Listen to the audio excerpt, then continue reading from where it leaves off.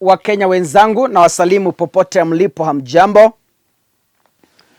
Na wakaribisha tena katika ukumbi huu wa Rogers Kakasungura, mahali ambapo tunazungumzia masuala yanayotuhusu sisi kama Wakenya. Niseme shukrani za dhati kwa wale ambao mnazidi kunifuata katika mtandao huu, na ninavyofanya kila wakati nitakuwa nachanganya ndimi, nitakuwa nazungumza lugha ya Kiswahili na Kiingereza kwa sababu ya mafans ambao ninawazungumzia. Kuna wale hawaelewi lugha ya Kiswahili na kuna wale pia hawaelewi lugha ya Kizungu.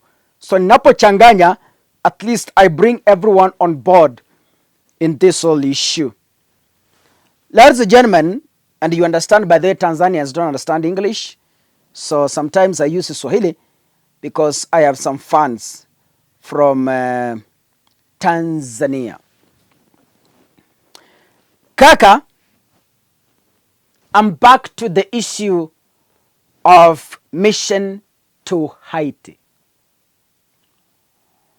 Mission to Heti was halted a few weeks ago, and it has again been revived.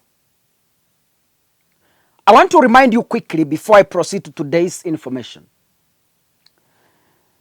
William Ruto promised to deploy 1,000 police officers to Heti so that they can go and fight bandits. 1,000. But later on, the United Nations said 1,000 police officers cannot be enough. Heti needs at least 4,000 to 5,000 police officers so that they are able to manage the situation. Later on, one senior public official from the United States skinned William Ruto on a live international interview, claiming that Ruto is pushing for the Heti mission because he wants money. Of course, that is true. And that is going to direct us to our today's analysis. And this money is going to land William Ruto in trouble. I pity our police officers who are said to be deployed to Heti. These are brothers and sisters to other people. These are fathers to some families. If they're going to be ladies, these are mothers to some innocent kids somewhere. But the government of Kenya wants to send them to gangs. The people you are sending, some of them are the sole breadwinners in their families. If they die, those families also die. These are the people that the Kenya Kwanza government wants to send to Heti. As we speak right now, the United States President Joe Biden has ordered the release of $7 billion to William Ruto so that he can prepare police officers to the Heti mission. The allocated funds, according to the information from the US, are going to acquire military equipment. Wait a minute. The earlier proposal was Kenya was going to send casual police officers. Hawa tu wa kawaida hawa. Hawa wanavaa blue. Lakini nimesikia tena the cash is going to be used to acquire military equipment. Do they know how to operate? I'm asking. Do the casual police officers know how to operate military equipment? Because understand, the Kenya National Police Service training and the military training are two worlds apart. They are not the same. So how are they going to manage the equipments? And it's going to facilitate training, or they're going to be trained. They're going to facilitate training for Kenyan police officers who are selected to participate in the Heti mission. Now, ladies and gentlemen, listen to what Joe Biden said.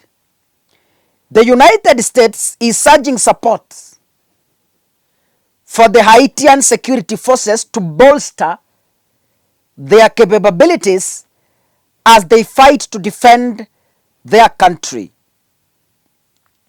But you remember, at first, the US had promised Ruto that, I know, this is the case that drove Ruto crazy. At first, the US had announced that it's going to disperse 39 billion to the Republic of Kenya in preparations for the mission. But you know, it has released, I'm sure, Ruto has been calculating on this cash. Amekuwa akizipigia hesabu 39 billion. 39 billion. This, I think, that 9 figure is the one, according to that officer from the US, who was an ambassador somewhere. I think Ruto ran crazy because of the figure, 39 billion. But now US has only released 7 billion. Does it mean that the US doesn't trust Kenya so much and they want to release the funding in terms of tokens? 7 billion is not even a half of the promised amount. It's not. It's not even the 3/4 of the promised amount. But according to information, they say they raised only 10 billion and they dispersed 7 billion to the Republic of Kenya. Wacha niseme hivi kaka. Ruto is able to mobilize resources to send sons and daughters to Haiti, but he can never ever borrow or mobilize resources to honor the doctor CBA. William Ruto can borrow to build a dais in State House, but he can never mobilize resources to support the doctors. William Ruto can borrow to entertain guests and take tea in State House,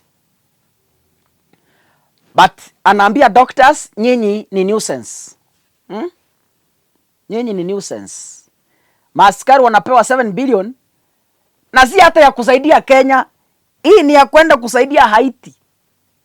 Lakini the ones meant to cushion, the one meant to rescue our hospitals, the ones that are meant to rescue our health facilities are not mobilized, and instead our doctors are being abused each and every day. They are being called nuisances. But back to this Haiti mission. Kaka, najua baba mzuri ni baba ambaye anapigania watoto wake wakati adui anawatafuta. That is the person I call a good father. A good father must stand in between the gap, fight for the family when the enemy is approaching. I expected Ruto to stand in the gap. The US, we know the US runs this economy. And Ruto might have little say on the deployment of those police officers. It's an order. Because hapa unasikia, the news headlines read, the United States President Joe Biden has ordered. So meaning, when someone orders, it means there is no any other way forward. It is what he said, order. Don't you think even the deployment of the police officers from Kenya to Haiti was an order? And if someone is able to sponsor you, this person is able to order you around to do as per his policies. So the Kenya Kwanza government cannot defend and say no in defense of its innocent children who are going to be massacred, who are going to be killed, because you saw the Heti gang leader said, we are waiting for them. Let them try. And if they are coming to infringe our independence, we are ready for them. The gang leader warned and said, those Kenyan police officers you want to send, we are ready and we are waiting for them. And now here, we are sending not the KDF, but the casual police officers who I see being chased by mere dogs in the corridors of power. Mere police. Hawa maumbwa zinafukuza hapa nje. Hawa ndio tunataka kutuma Haiti. The fathers, the mothers of other people. I thought this issue was coming to an end. But sasa huyu mdosi wenu ashapewa pesa. Mutaduni? Yani, a father who sells children. Baba anauza watoto. Yani pesa ni kubwa kuliko watoto. Yani pesa ni ya muhimu kuliko familia. Baba, unaamuka, unauza watoto 7 billion. Na si hata kuuza watoto, unauza maisha ya watoto at 7 billion. Na mtu amekuambia uuze watoto ni jirani. Si hata decision yako. Ni president mwingine amekuambia, enda uza watoto wako, nitakupatia 7 billion. And as a father, you proudly come and say, nimepata market, tuma hiyo pesa. Pesa inatumu, and you are ready by all means possible to sell your children. What a sad nation. Why not Uganda? Why not Tanzania? Why not Rwanda? Why not DRC Congo? Why not the US themselves? But Kenya. But anyway, kaka, mimi ninaweza nikazungumza mama ambayo siyaelewi kwa sababu ni serikali yenu, sio serikali ya kaka. God bless you ladies and gentlemen. See you in the next video. Asanteni sana.